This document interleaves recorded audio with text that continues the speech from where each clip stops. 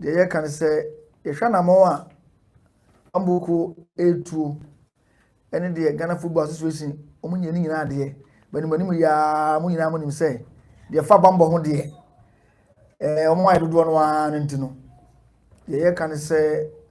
nyame boa ne sɛ yɛasrɛ ɔmo sɛ ɔmo yɛnsie yɛde hyeɛ nana yɛ ɔfrɛmpɔn enwie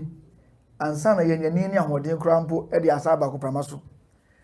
ɛnɛ megyina Kotoko IMC tumi so aka kyerɛ mo sɛ Ghana Football Association yɛ ɔmo hyehyɛeɛ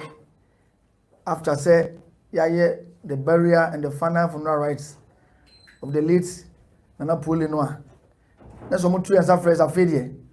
yɛmmra akɔ prama so a yɛbɛyɛ ahoboa sɛ afei deɛ yɛbɛsa abobɔ no bio yɛnyina soɔ ne sɛ mpanin sɛ bɛrima bɛyɛ bi ɔmo yɛ nyinaa yɛni aso anamontuo na ɔmo tuo no yɛnim sɛ ɔmo bɛtoa so saa ɛsan sɛ yɛbɛkɔ so asi ɔmo so saa ne Ghanafoɔ nyinaa so de ɔmo ano atom ti no yɛnim sɛ kɔɔto deɛ o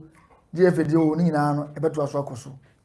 ɛtɔ so bio mo nyinaa mo nim sɛ bɔɔlo bɔ yɛ nipa bi so adwuma ɔmo yɛ yɛn nyinaa so nanteɛ no yɛwɔ bi a yɛn so yɛhwɛ ɔmo yɛwɔ contracts a ewu a yɛsi renew ɛtɔ so mmiɛnsa yɛn nyinaa yɛhyɛ CAF ase CAF nso wɔn hyehyɛ yɛ a ebire bi do asɛ sɛ yɛtumi submit clubs a wɔn bɛgyina Ghana nan mu ɛwɔ the next edition of CAF and Confederations Cup anim nti yɛkeka ne nyinaa bɔ mu no yɛgye di sɛ bra so sɛ afei deɛ yɛtumi koraa yɛde hyɛ n'akyi koraa adeɛ a ɛsɛ sɛ yɛsa bɛbɔ bɔɔlo with the hope sɛ mo nyinaa mo bɛ taa yɛ akyi